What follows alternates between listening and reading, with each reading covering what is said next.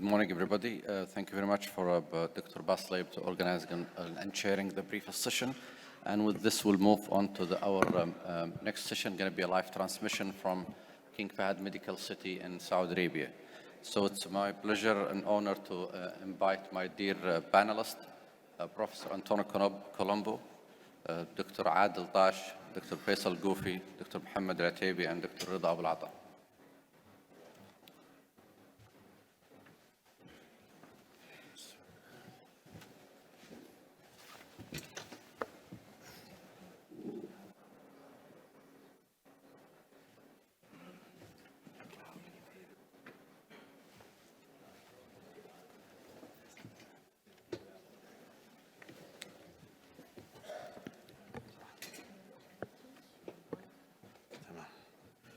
Are ready? So live transmission going to be from King Fahad Medical City. The operator will be Dr. Abdurrahman Al-Gahtani and Dr. Fahad Al-Gahtani, and it's going to be about a structural case, TABR implant.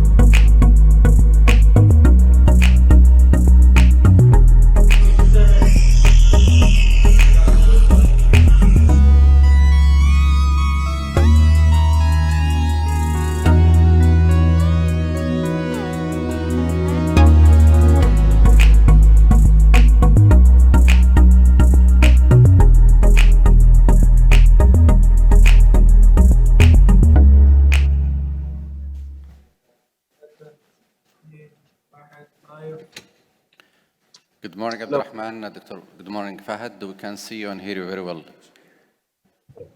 Good morning, everyone. This is Dr. Abdurrahman Al-Gahtani from King Fahad Medical City. We are proud and pleased to be sharing with you this live case. I'm joined today by my esteemed heart team, Dr. Mohammed Rashaidan. He's the director of our center and one of our structural cardiac surgeons. We're also joined by Dr. Fahad Al-Gahtani, who's one of our structuralist interventionists. We also have the team of structural team joined by Dr. Azam Shah, who is an imaging structural cardiologist. We have anesthesia, Dr. Fahad and Dr. Abdel Basit. We are joined by our nursing, Raida, Shaghi, and Renju. We also joined by our X-ray tech, Mulki, and our CVT, Taslim Saad. We are here today to share with you this case. I hope this will be a fruitful experience. We're going to commence this by presenting our case. I would like to extend my greeting to your dear panelists, Dr. Fawaz, Dr. Colombo, Dr. Adil Tash, Dr. Rataibi, and Dr. Goufi, and Dr. Rida Abul Ata. We are really pleased to have you as a panelist for this live case. So without further ado, if there is no other concern from your end, Dr. Fawaz, we'll proceed by presenting the case, and then we'll have further discussion afterwards. Yeah, please go ahead. Yeah. Good morning, everyone. This is Dr. Fahad Al-Gahtani. We're going to present our patient next. So this is a 92 years old male with past medical history of hypertension, hyperlipidemia, chronic kidney disease, ischemic heart disease with a stent to diagonal in 2012. He has high AV block post pacemaker insertion 2013. Also moderate degenerative disc disease and arthropathy. Can we see the slide, please? We cannot see it. Is it from your side or our side? Slide is not showing, guys. I think from your side, Abdurrahman. If you can show up the slide, will be great. Yes, yeah, we can see it now. And now, okay, good, great. Okay. So Fahad will go back and start over.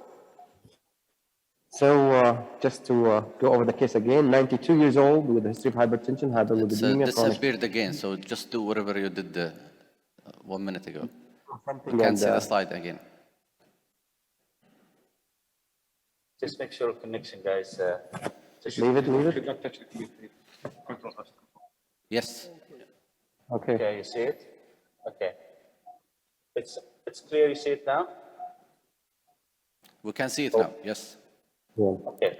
So 92 years old with past medical history of hypertension, hyperlipidemia, chronic kidney disease, type 2 diabetes, ischemic heart disease, is stent to diagonal back in 2012, high AV block, post pacemaker insertion in 2013, moderate degenerative disease and arthropathy.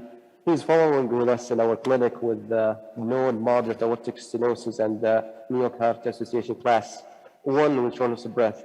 So he presented to our clinic lately with the worsening New York Heart Association class 3 shortness of breath and exertion and chest pain. He was a functional guy just before 3 months ago, and recently there is a rapid decline in his functional status along with the shortness of breath and chest pain. Next.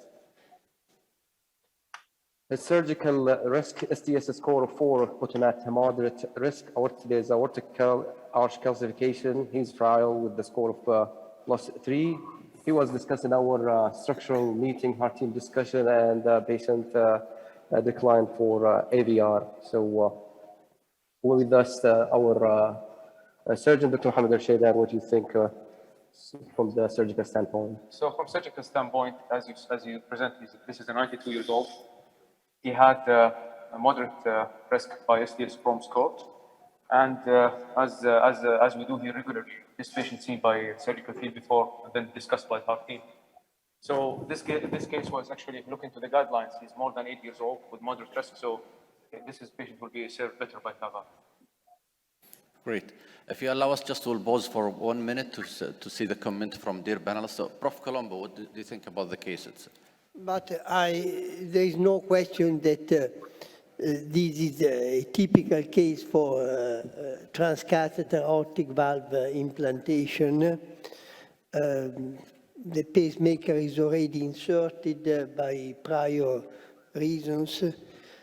So I like to see the CT scan, which is the most important tool for decision making. We discussed before about cerebral protection. The question is he a high-risk patient? Should we consider cerebral protection? Great. So CT measurement and echo, recent echo study, Abdurrahman. Sure. So we'll proceed. Fahad will show you the ECG. Dr. Shah will share with you our echo, and then I'll talk to you about the CT finding. Go ahead, Fahad.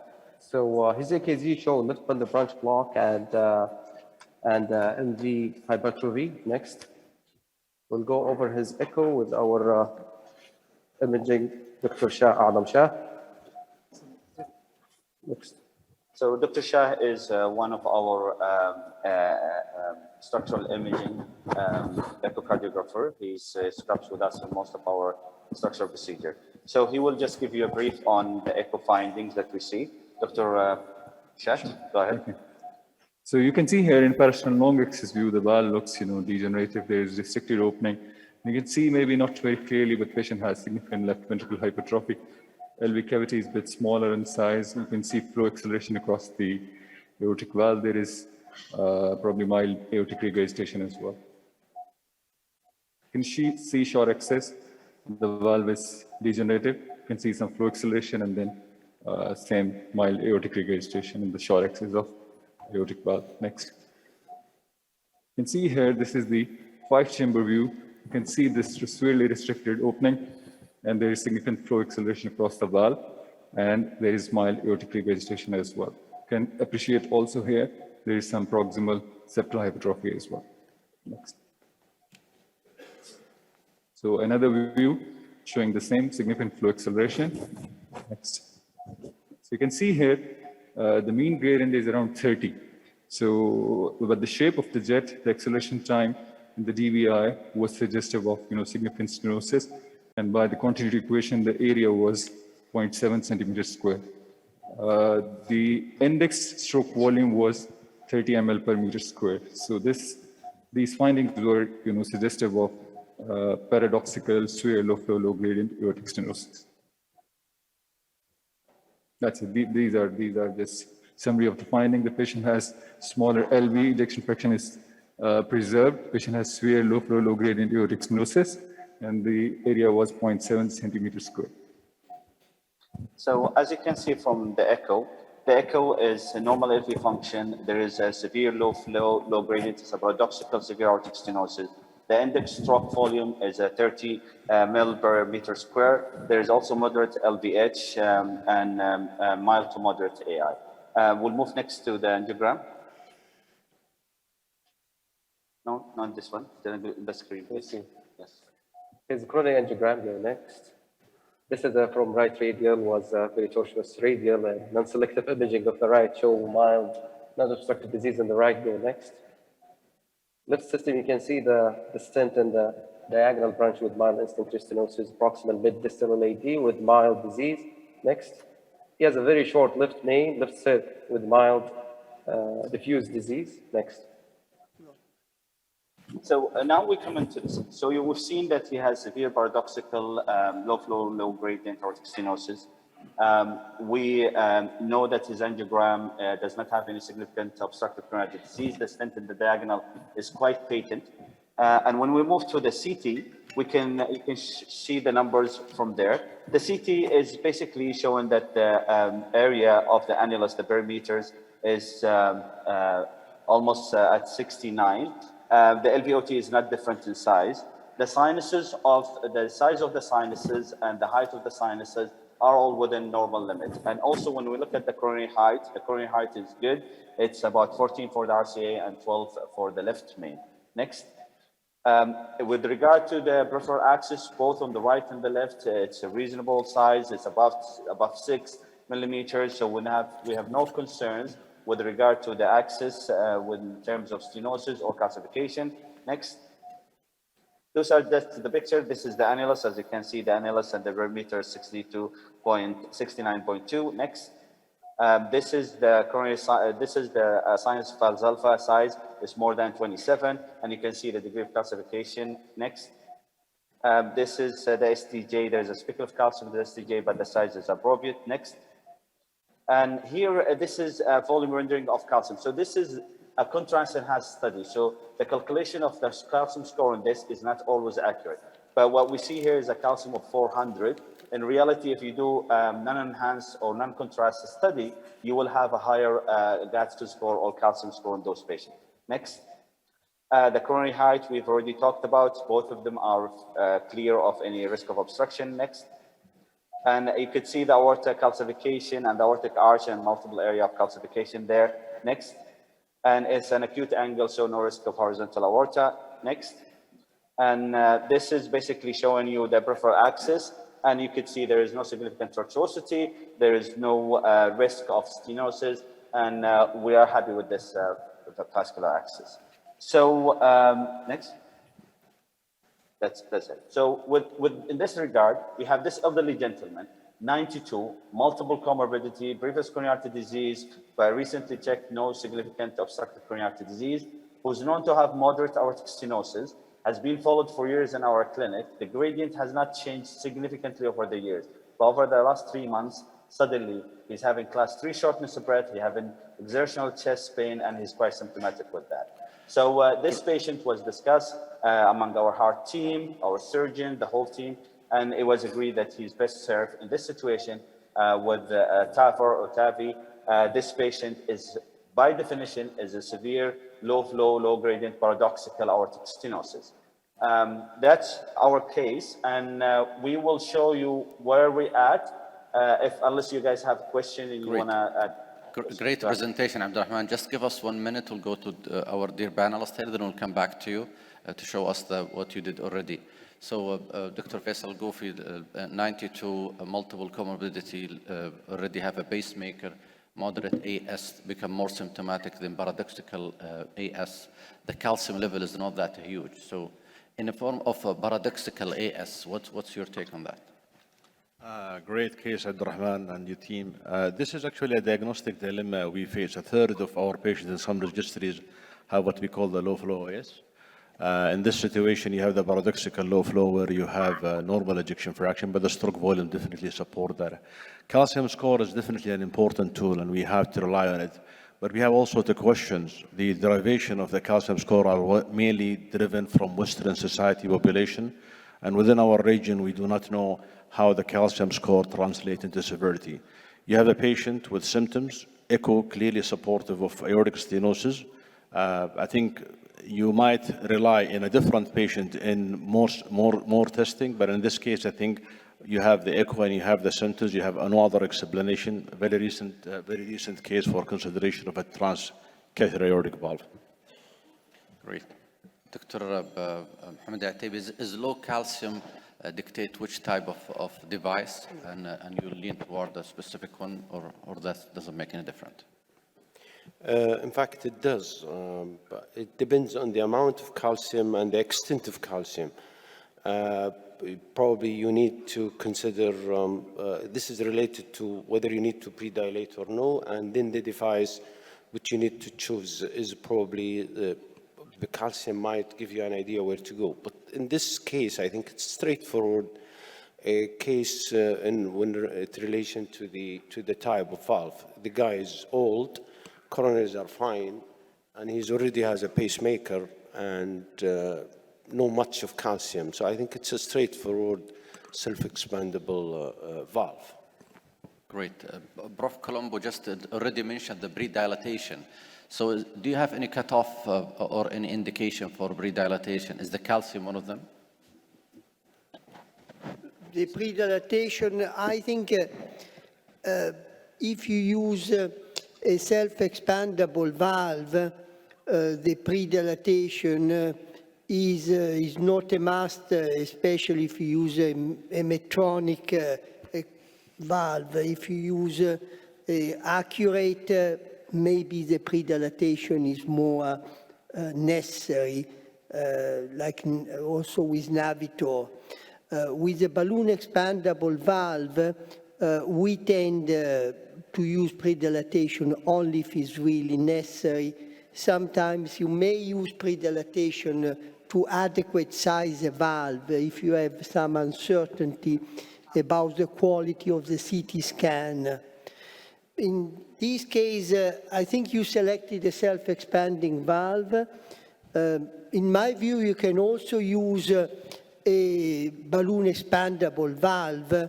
Of course, it's a small size, so with a balloon expandable valve in small size, you will have more likelihood of prosthesis patient mismatch. But, you know, at the age of 92, patient prosthesis mismatch is not so relevant. Excellent. Last question, Dr. Adel, before we go back to our operator. Heart team discussion in TAVR cases. What's your take on it? Yeah, I think, you know, the heart team discussion is an important aspect and is an important issue.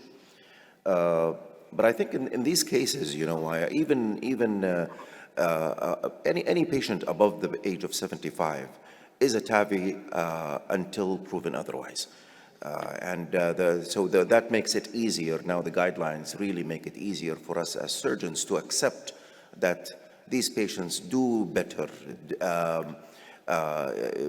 They get well in a very short period of time. They go back to their normal activities. And we shouldn't really be adamant in going into the nitty-gritty details of any patient above the age of 75. This patient is 92 years old. It's by default, he will go for a TAVI. He has a severe aortic stenosis. Definitely, TAVI is the choice for this patient.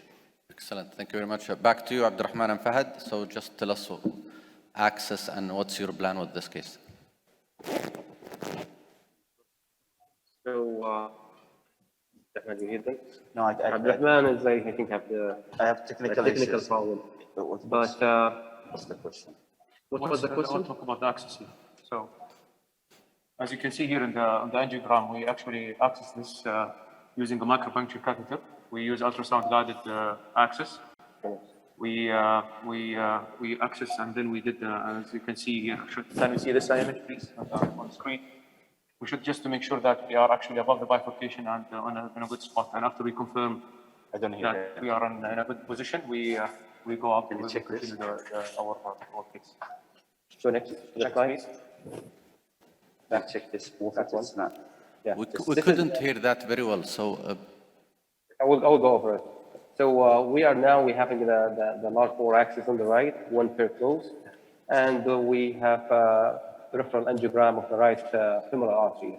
And this picture shows the full planar view, and you see the three cusps in this view. Next. Now, what we see, we don't see the peripheral angiogram kindly, we just see aortogram here. Go back. The first one is the peripheral. Go back one. Here. Come down. Yes, now we can see it. Yeah, go next. Next.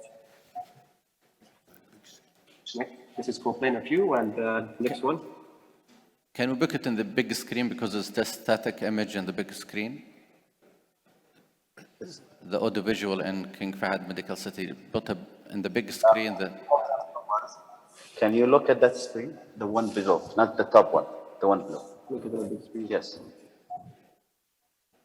So you see the image of the aortogram for us? Yes, now we can see you only, we cannot see the image.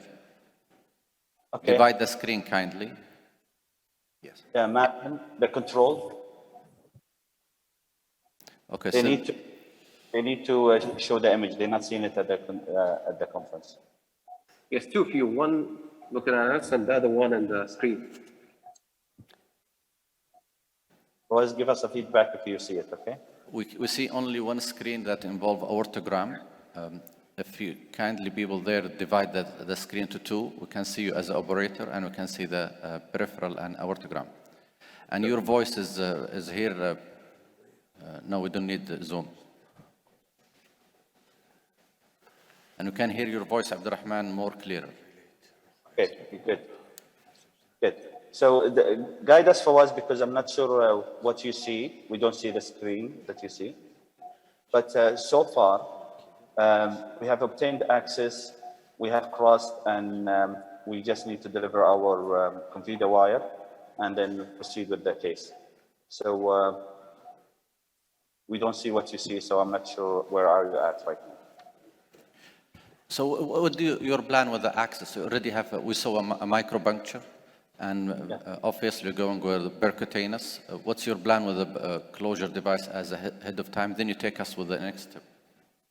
So with regard to our practice here at King Fahad Medical City, we do a percutaneous access and percutaneous closure.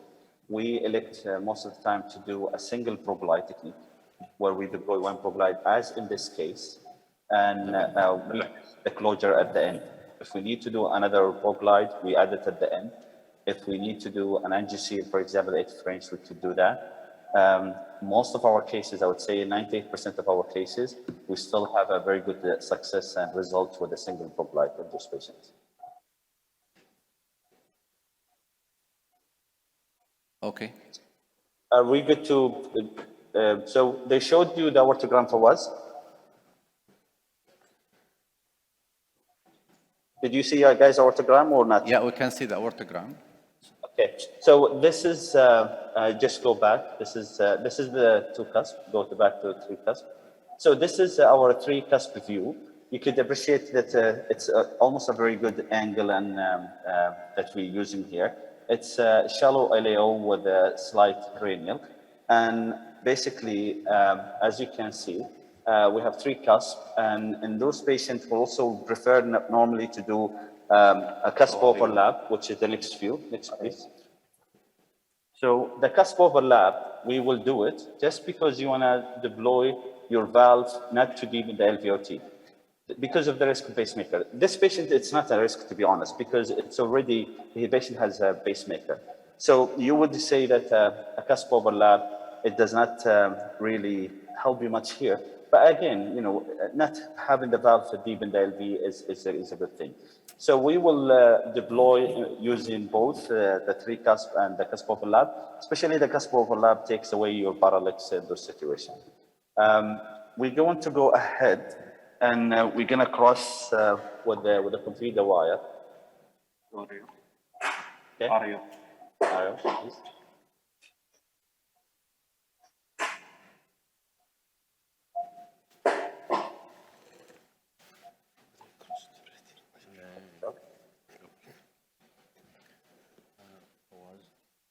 You want to take a bowl of how So just going back to one point with regard to pre-dilatation. We are not planning to do pre-dilatation in this patient.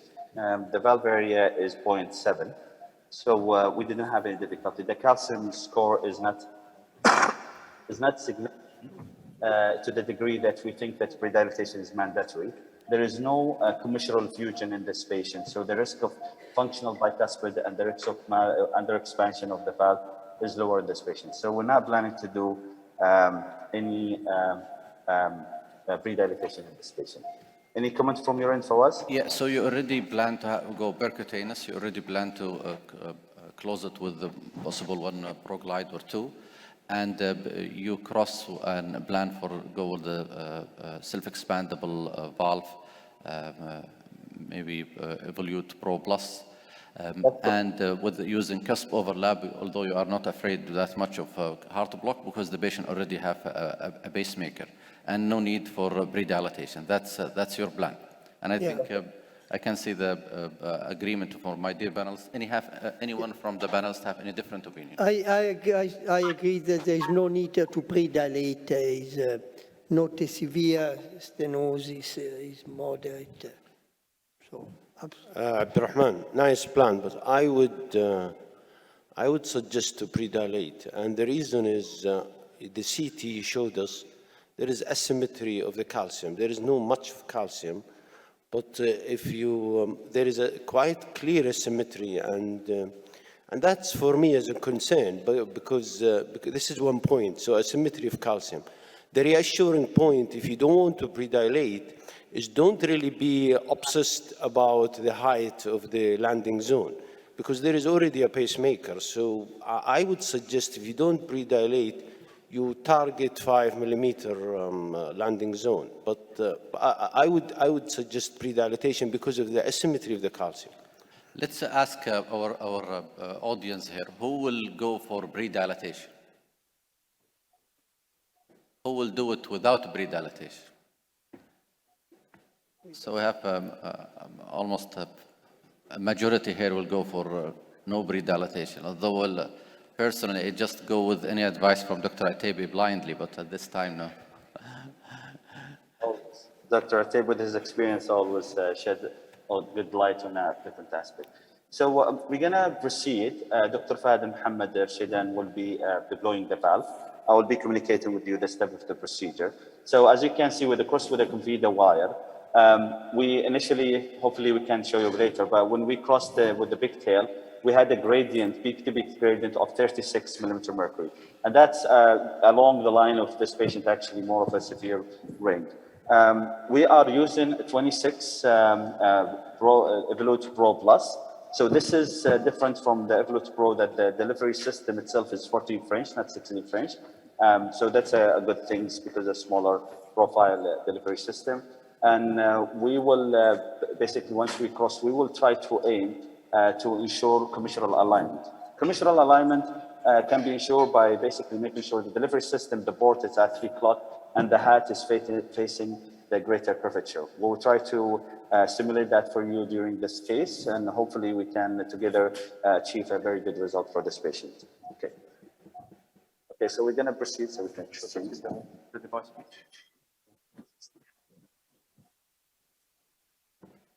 So Fawaz, the floor is yours. You can have further discussion. We're going to go ahead and deliver the valve now. So, Prof. Colombo, cusp overlap, do you go 100% with it, or some cases that you don't think we need the cusp overlap?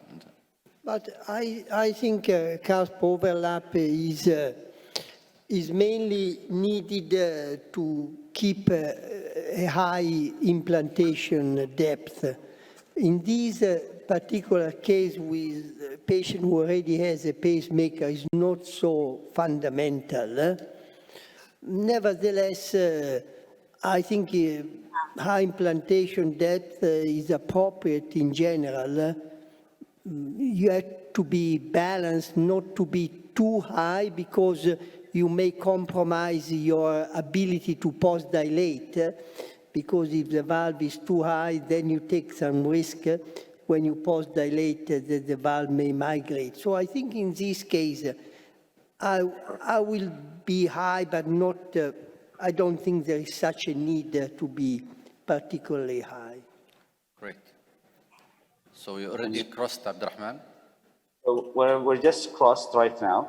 So basically, we're going to go to the cusp overlap just to take away that parallax. Let's take the cusp overlap position. So what size? 26. 20? 6. 26. Yeah. Plus. So Fahad. Yeah, if I had to use a balloon expandable valve, I would use a 23 with 1 cc less. Okay. But you think with this small annulus and less calcium, you will prefer self-expandable valve? Yes. So in this patient, we don't have significant calcification. 1. 2 is that the annulus is above its side. 3, those patients tend to have a better gradient hemodynamic performance with the self-expandable valve. So this is why we choose. We don't want to, expose those gentlemen to any further risk. So to be honest, any platform will work in this patient. But in this situation, we are planning to use Medtronic Float Pro Plus. Fluoro, guys? Okay. So pressure is okay. So I think, Fahad, this is your call with regard to starting to deploy. Okay. Okay, Sani. So we'll start slightly higher at the level of, at that level. We might, the patient has a pacemaker, but we have inserted another pacemaker just in case we needed to base a little bit to have a better deployment. But that's what we are going to do.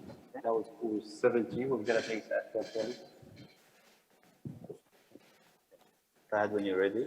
Let's base at 120, please. So we'll start a little bit higher here. So we'll start. Yes, let's start from here. Try to control it. I have the wires. I have control of the wire. Keep going. Need the floor. Any comment, Dr. Faisal? We just need the floor, thank you. I mean, a great choice for a valve, but I think with this annulus and at this age, any choice valve would be appropriate. I would be worried about the type of valve in a small annuli in a younger patient, but as the Prof. Colombo alluded to, patient prosthesis mismatch at this stage is not relevant. Okay. Do you see the fluoro, guys? Yeah, clear. Okay. Keep going, guys. No, you need to be down a little bit. Yes. You Go on. Keep going. Okay. Keep going. Keep going. Until you hit back. Keep going. Keep going. Yes. Yes. We can see that you already put a TBM there in spite of pacemaker. You are not pacing, so that and pressure is still good. Okay. Okay. So let's take a picture here. It's all the way back. Huh? It's close again. Okay. Close all the way, all the way, all the way. Jump down. Up that here. It's okay, Abdurrahman, but make sure that you don't capture the big tail. You see, the main thing is not to capture the big tail, Abdurrahman. So you might, before full capture, you might need to push the prosthesis down or pull the big tail up. Don't capture the big tail. Yes, okay. And I guess you need to be a bit slower on opening the valve and take multiple steps. The minute of annual contact, then at that time you can be a bit faster. Abdurrahman, Fahad, should you use the pacing Early. So the initial deployment should be slow. You don't need to be that high because you remember that the purpose of being high is not to touch the conduction system, which is not an issue here. So probably, yes, start at this level. Let it like breathe down the valve, let it come down, hold it at 5 probably. And the moment you get annular contact, just pace. So that stabilizes the whole thing. Came up again. Sit down further a little bit. Yes. Keep going. Slower than this. Slower.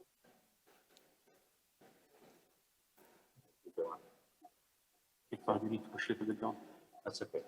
Good. Can you have a test at this level? Yes.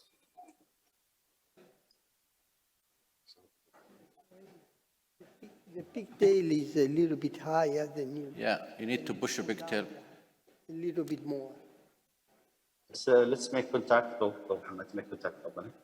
Just because we don't have to go. Okay. You heard the clicking sound? Not yet. Go. It's Okay, that's good. We heard it, yes. More. You need to show. Okay, stop. Okay, we have flow. Okay, flow of Fahad.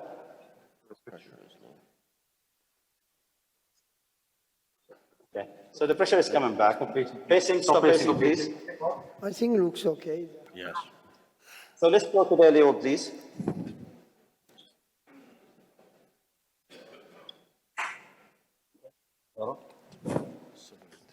Which is fine. Just a second. Just a second. When you look at to the pigtail, you feel that it's down, but I think the pigtail is a bit up. Okay.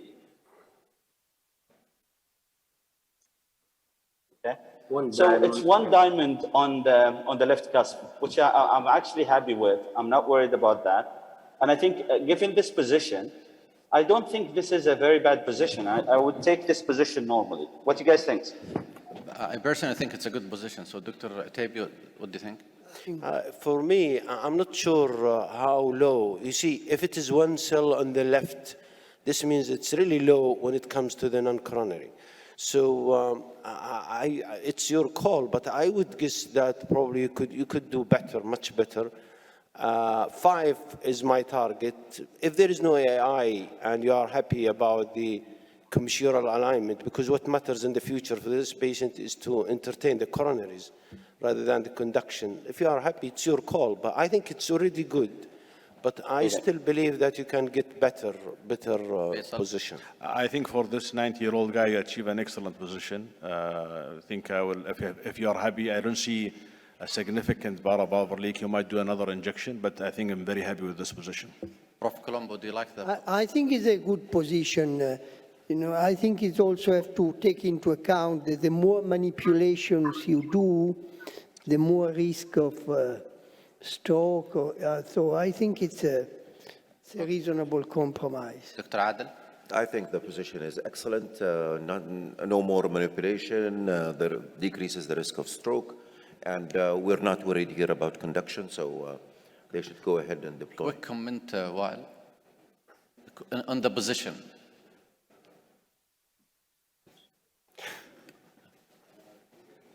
Just thumb up or thumb down?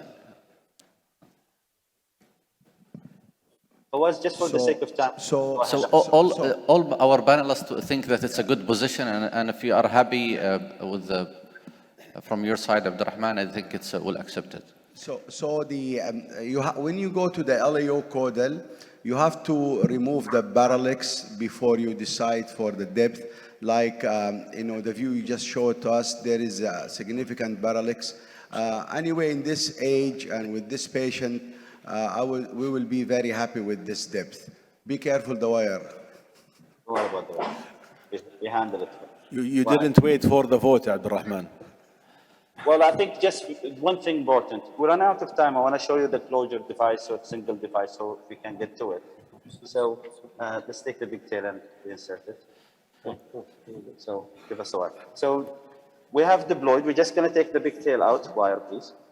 And then we're going to give you 2 pictures. And if all things go good, we're just going to go ahead and take everything out and close, and then give you a peripheral angiogram after closure to show you that single proglide, how it works and how good or bad. I think at this stage, all people here looking for aortogram to see it. We've taken the pigtail out, Fawaz, and once we take it out, we'll just give you a picture now. Can we also see hemodynamics, Abdurrahman? Yes, we just disconnected the pigtail, so we'll see the hemodynamics soon.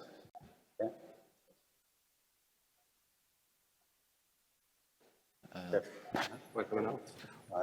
The wire is still in the LV, right? Almost.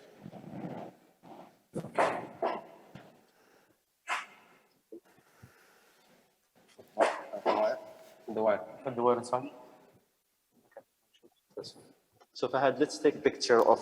I think the pigtail is a bit deep. No, we're taking the pigtail Fawaz out. Okay. Let's bring it into the back. It's about that. Okay. You flush the system. Okay. System flush. Just so we flush the system, and then we'll give you a picture. And if we're all happy with the valve, we're gonna take this out, put the 14 French back in, and then close with the 14 French. Ready? Fitting. Okay.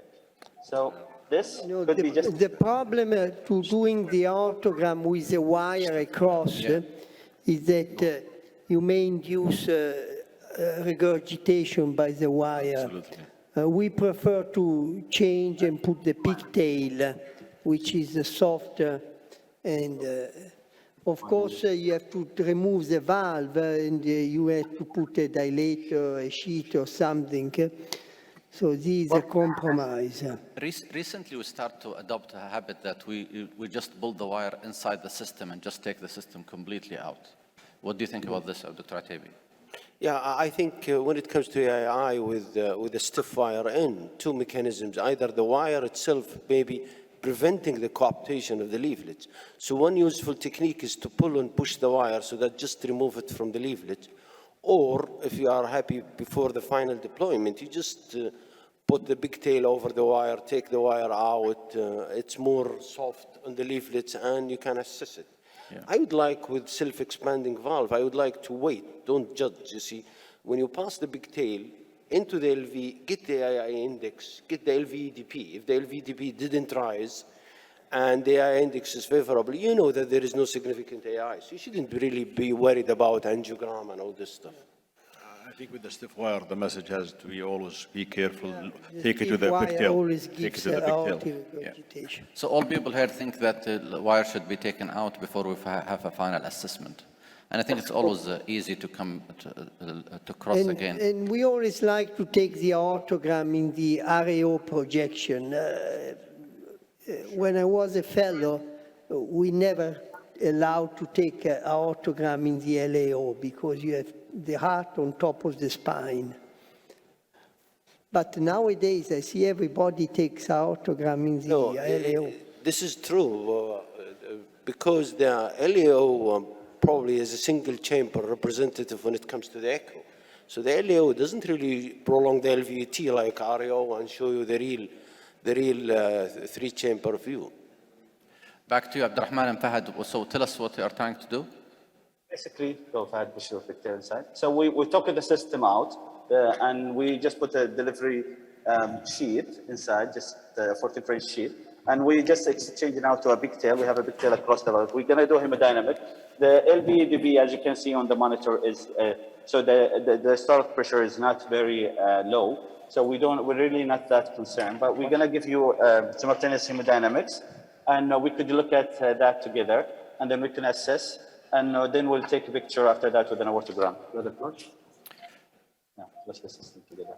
I was planning to ask about hemodynamic, but my dear panelists all seniors, so I'm sure they love hemodynamic more than echo. But with the advancement of the echo now, do you think you still need to do simultaneous pressure between LV and aorta post-TAVI? Personally, I like to do it to demonstrate why did we do procedure, which is elimination of the systolic gradient. That's what matters for me. Just show you that you treated aortic stenosis. And then I think it's faster and easier and more informative than the echo. The echo is excellent, but it needs to be in the room. You need to call somebody else to do it. I feel comfortable with hemodynamics. Faisal? I think it's still helpful to help you decide on post-dilatation in certain cases. Very helpful. And as Dr. Mohammed alluded to, there is a disconnect between immediate echo and cath, but definitely helpful for post-dilatation in certain valves. Dr. Fawaz, we have a hemodynamics for you ready. Do you see it, please? Do you see the hemodynamics? Yes. We don't see the LV. We see no LV tracing. We see one tracing. Is that aorta or LV? Just look at that, please. So I'm just changing that to the monitor. I'm not sure what this. You see it? No LV tracing. There is both. Can we have this camera here on? Now we see. Yeah, now it's clear. So So we you can could see, no significant gradient, okay? Almost nothing, basically, almost zero, based on this. And again, looking at the hemodynamics, I'm not seeing honestly significant pulse difference in the diastolic pressure. We're gonna give you now an aortogram just to see that analysis aortogram. Great. And to the fact that REO maybe is a better assessment, we will give you an REO just to give you a better assessment for that. yeah, If you we'll guys ask Prof. Colombo and the hemodynamics. So what do you think about this? I think the hemodynamics are favorable. The diastolic pressure in elderly gentlemen is not a very reliable index of aortic regurgitation because they have stiff vessels. So you can have very low diastolic pressure even with zero regurgitation because of the stiffness of the aorta. So I think the LVDP is fairly low, so it's a good sign. Excellent, Abdurrahman and Fahad, and it's a great We'll give you hemodynamic. So we need the aortogram. aortogram at this level. If you have a significant AI, the LVDP goes up. Fluoro, it's just fluoro. Let's prime it. Okay, ready? Okay. pull the catheter up يا فهد. هذا let's ready. Okay, let's fix البارالكس up شوية. cranial. Opposite. Come caudal. بعد شوية. Come more. Yeah, that's good. Okay, فهد adjust your pigtail. Okay, ready? Okay. The picture they have is the previous aortogram before the TAVR, so somebody should change it. Camera here, please. That the lower screen. Are you seeing the fluoro there? No. We see the old fluoro, not the actual one. He should focus on the. Just go fluoro. Go fluoro. You see the injection now? No, we don't see it. We see the baseline. Okay, can you focus on the one below, please? I think the one that you see. Yes, our technical support here may cannot be. Okay, you see it? Now, Great. yes. Now we can see it, yes. Now, yes. So we hold this. We're gonna take a picture now. Go ahead, Sunny. So you can see here, no significant paravalvular leak or AI. Are you happy with this injection or you need more contrast? Abdurrahman, how many cc you used? I think it's a good result. It's a smart, Congratulations. I know there is no AI. It's a smart way of doing aortogram. If you don't want to show AI, very high, I don't know how much, but it's perfect. We know from hemodynamic that the LVDP is low, the I index is around 40. We calculated it here. And we know that there is no significant AI. Beautiful result, Abdurrahman. I think it's a good result. Great result. Okay, so It's a full room, Abdurrahman and Fahad, and all people are happy from the valve deployment, and there is no aortic regurgitation. Hemodynamic was excellent. I think now we are eager to see how you're going to close your access after you greatly demonstrate to us navigating the self-expandable and final deployment. I'm gonna switch here. Fahad, bring that pigtail down. We're gonna recross. Okay, AB, please. And I think here a good message is that in an elderly gentleman, you don't really do too many manipulations. If the implantation depth is acceptable, he already has a pacemaker, just try to be as simple as possible. Yeah. And you see the result is excellent. It's an amazing message that, but we should do what should be done. So every patient have a need that you should match, and I completely agree with what you said. Great. Fahad? Sure.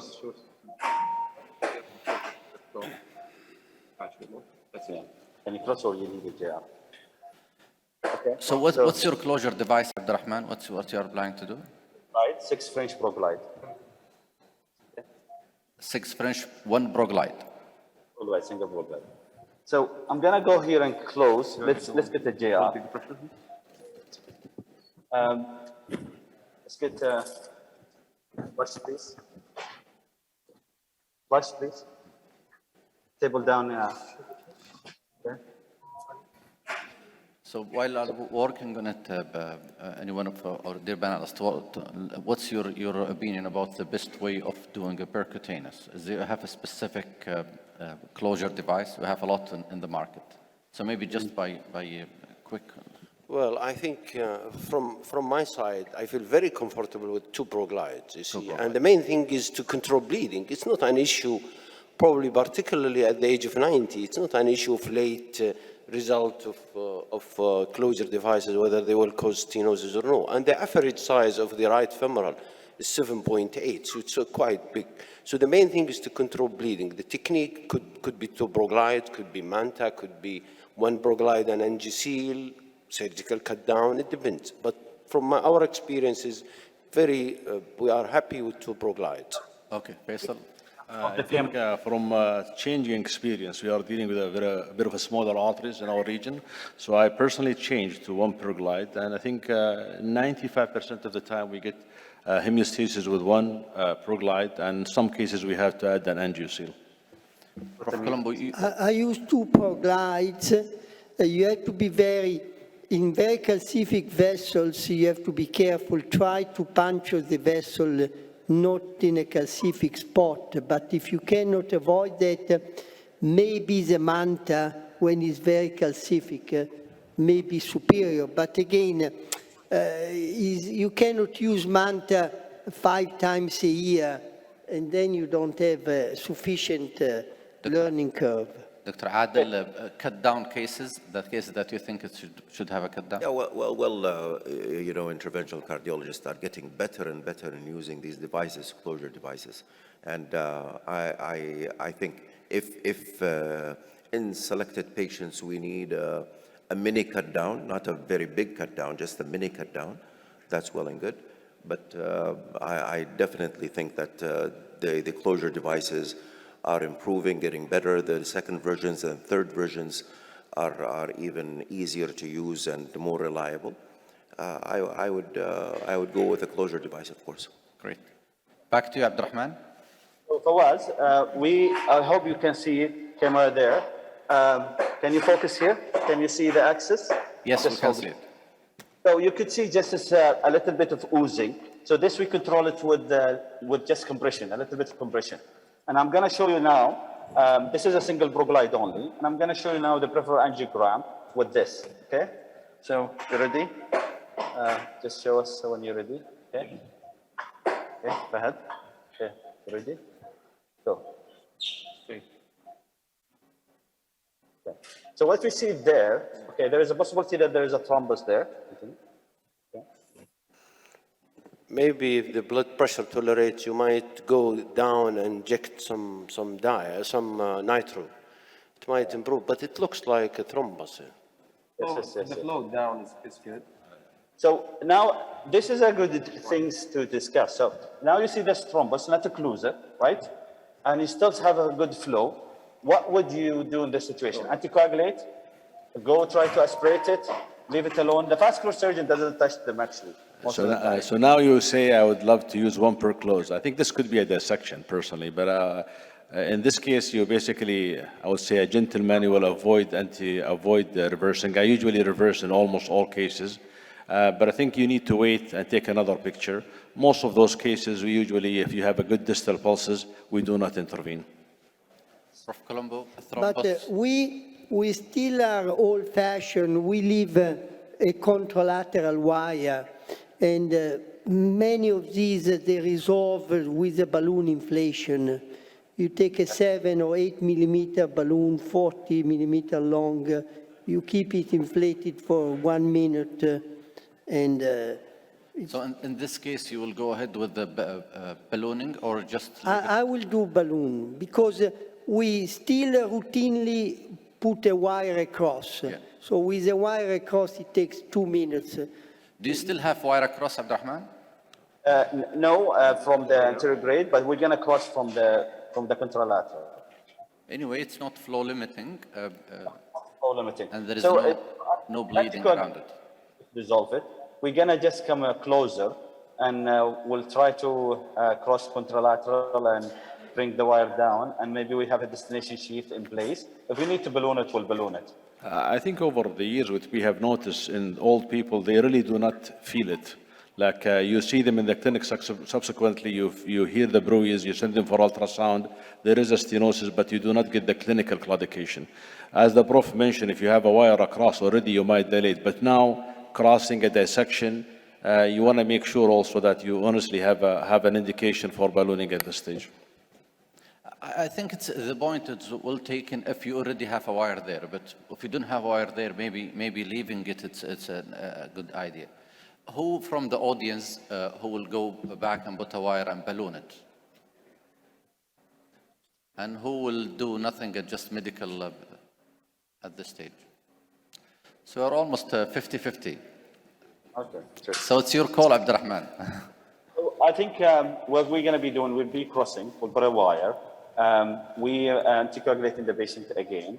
To be honest, it's not flow limiting. My personal belief in those patients, just anticoagulate and leave them alone. Just give them 48 hours, hopefully it's resolved. It is a possibility it's a dissection, as Dr. Faisal mentioned. And in those patients, if there is a dissection, we don't want to aggravate that. So it's the dissection commonly, it's against the flow, so it's not a big problem in those patients. Abdurrahman, it doesn't seem a dissection, to tell you the truth. It seems like a thrombus. It's well circumscribed, like filling defects surrounded by dye. So the image is a thrombus. So maybe if you waited some time, give vasodilator, things will improve. Dr. Walid? It's truly I just want to comment about the troubleshooting in this case. With compression, the risk of thrombus is going to be more. The flow is not really optimal, but I would consider it's very simple. You have a contralateral access, just balloon it and then reevaluate. But the thrombus is going to be more if you're going to continue compressing. So that's my take on that. I would proceed and do a balloon angioplasty. So you are from the people that think that we should wire it and balloon it. So what's your plan, Abdurrahman? We have only 2 minutes to close. Yeah. So we can see that you already decide to go after it, right? If you're able to show us a picture, Abdurrahman, in an RAO projection, will help us decide. But again, most of those lesions tend also to have a dissection underneath them. So show us an RAO view so we could. It have been 3 minutes of this clot. Maybe another injection. If it's getting better, I will lean more toward leaving it. You want another injection? Yeah, well, let us cross first. Sure. And you want to take AL? Yeah, give me trauma wire. Yeah. Trauma wire.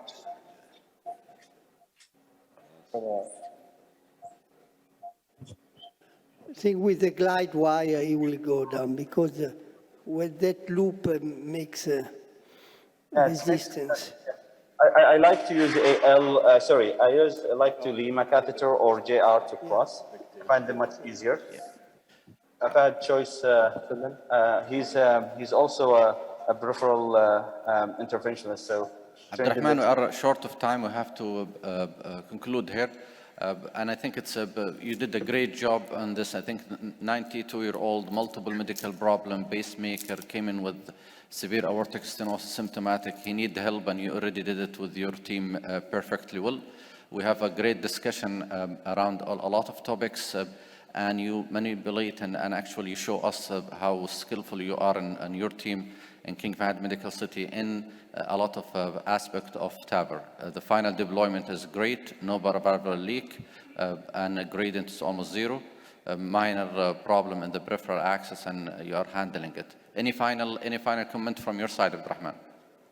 I'd like to thank you, Dr. Fawaz, and your esteemed panelists for giving us this platform to share this structural case. This is one of the multifaceted aspect of our structural program. I'd like to thank actually our esteemed colleagues and our fantastic team here today, and everyone that made themselves available, Medtronic team, Muhammad Arafa, and all other guys. So thank you guys. We'll give you hopefully update later on. on what's happened with this. I'm coming back, I'm coming today, so tomorrow I might give a quick update on this case. Thank you guys for your time. Dr. Shedan, any comments? I would like the organizing committee to give us a chance to show what we do in King Fahd Medical City. And this is a clear demonstration of how our team works between surgery and cardiology. Thank you. Thank you very much. Thank you. The catheter, thank you. The catheter that we like the most to go the crossover is a 5 French or 4 French Lima left mammary.